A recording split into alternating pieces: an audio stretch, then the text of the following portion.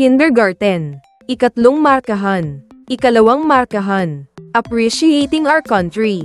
Mayroong mga namumuno sa ating bansa. Unang araw.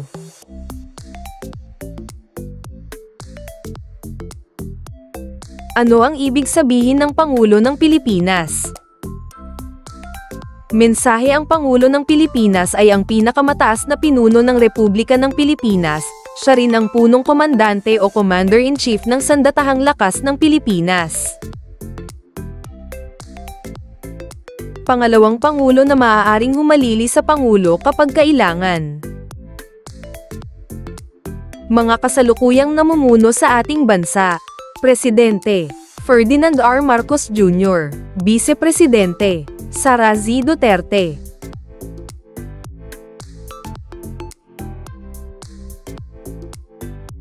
Ano ang tungkulin ng isang Pangulo? Ang tungkulin ng Pangulo ay pamunuan niya ang kanyang nasasakupan na bansa, pangalagaan ang kapakanan ng bansa, tugunan ang bawat hinaing ng mga mamayang kanyang nasasakupan, lalo na ang mga nasalanta ng kalamidad. Ano ang mga katangian ng isang Pangulo?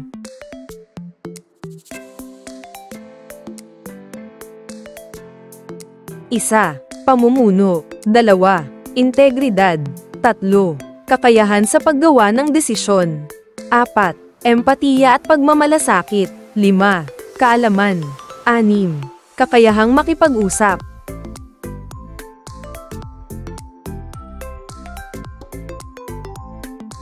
7, diskarte at inobasyon. 8, katatagan. 9, pagiging makabayan. 10, kakayahang magtulungan. 11, pagiging bukas sa kritika. 12, matatag na pananampalataya at pag-asa.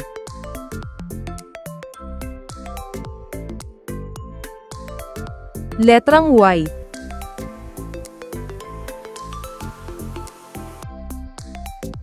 Bilang 17.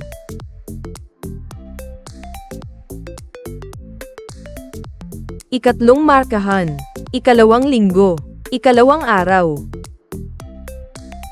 Ano ang ibig sabihin ng Kongreso? Mensahe: ang Kongreso ng Pilipinas ay ang pangunahing tagapaggawa ng batas ng Pilipinas.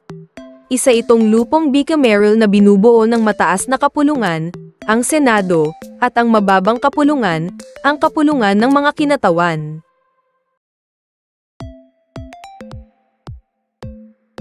Ilang kapulungan mayroon ang Kongreso?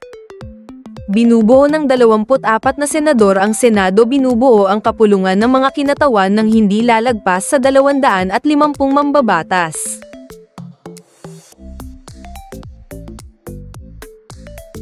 Ano ang tungkulin ng mga senador at mga kinatawan?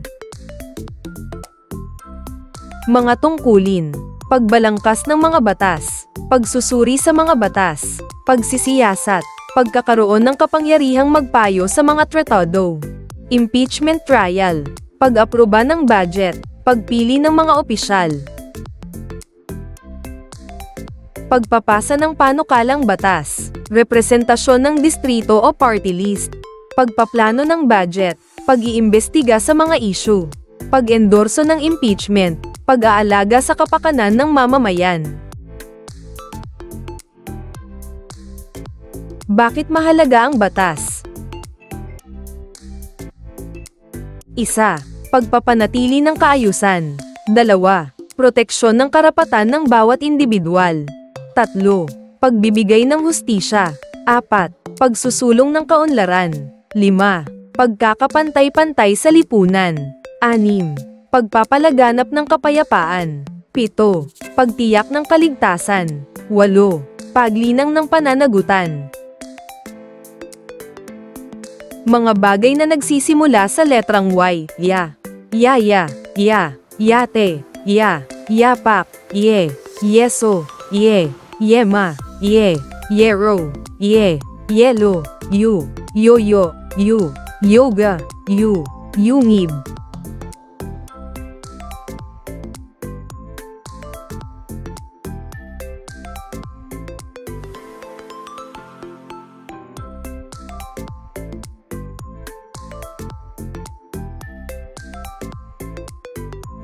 Ikatlong markahan. Ikalawang linggo. Ikatlong araw. Sino ang nangangalaga ng lahat ng hukuman sa bansa? Ang mga mahistrado ng Korte Suprema ay hinihirang ng Pangulo. Ang Korte Suprema ay may kapangyarihang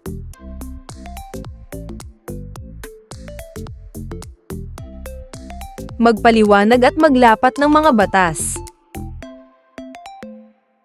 Ano ang kapangyarihan ng Korte Suprema? Bakit kailangan ang Korte Suprema sa pamahalaan at sa bayan? Ayusin ang mga hindi pagkakaunawaan na dinadala sa atensyon nito, at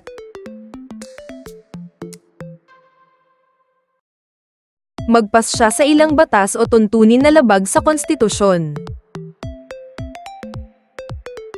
Magbasa tayo. Ya, ye, yi, yu, yu.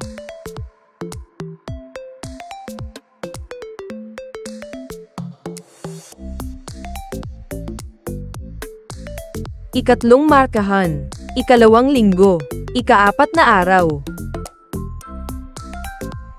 Ang mga namumuno sa panlalawigan at lokal na pamahalaan ay nabibilang sa ehekutibong sangay sa pangangalaga ng DILG. Sila ay inihahalal ng mga mamamayan sa bawat lalawigan, syudad, munisipyo, at barangay.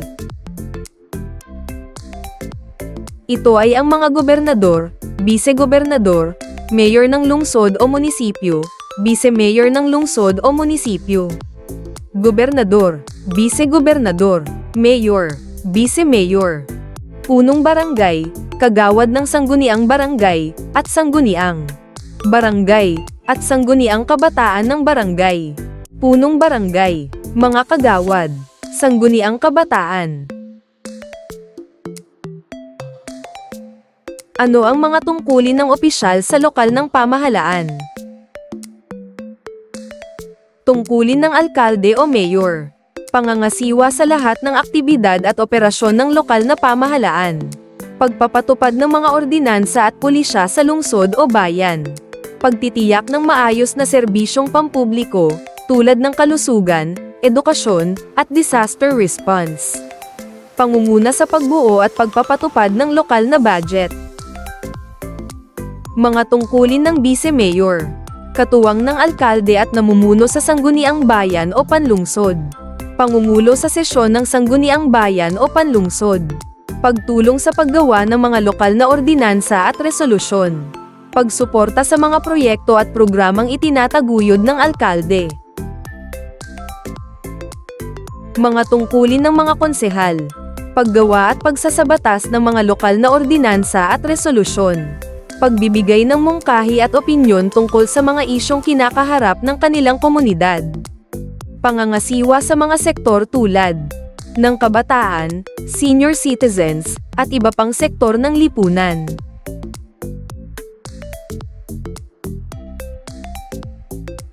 Tungkulin ng kapitan ng barangay. Pangunguna sa pagpapatupad ng mga ordinansa sa barangay. Pangangasiwa sa mga proyektong pangkaunlaran tulad ng kalinisan, seguridad, at kalusugan. Pangunguna sa barangay assembly upang talakayin ang mga isyu ng barangay. Pagtugon sa mga sigalot sa pamamagitan ng lupong tagapamayapa.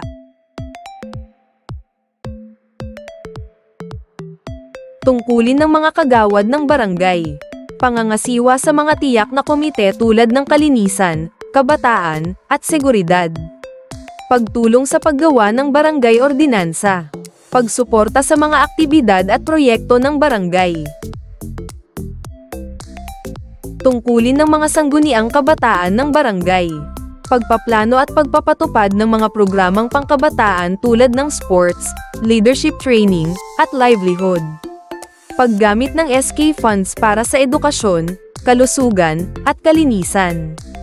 Pagbuo ng mga pulisya at resolusyong makakatulong sa kabataan. Pagsuporta sa kapayapaan, kaayusan, at pangangalaga sa kalikasan. 2. Bakit kailangan ng mga opisyal sa lokal na pamahalaan? Beginning letter Y words. English. Yacht. Yak. Yam. Yoke. Yoga. Yogurt. yarn, yo-yo, yard, yum.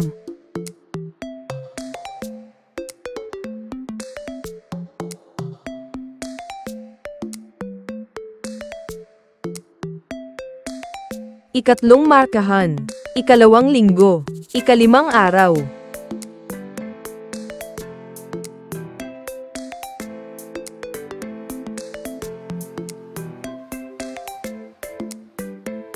Mensahe: mahalaga ang pagpili at pagboto ng mga mamumuno sa bansa. Mayroong mga katangiang taglay ang mga mabuting mamumuno. Ang katangian ng Pangulo ay modelo sa kabutihan, matapat, mapagkakatiwalaan, may respeto, at paggalang.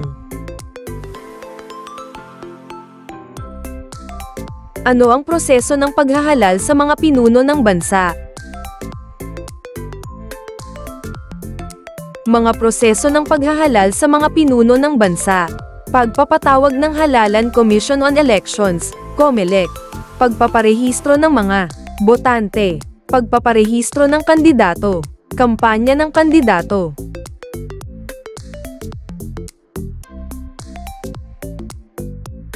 Araw ng halalan. Pagbibilang ng boto, canvassing of votes.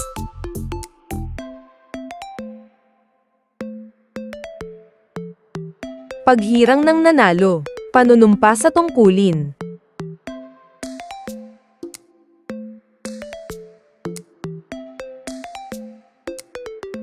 Ano-ano ang mga katangian ng mabuting mamumuno?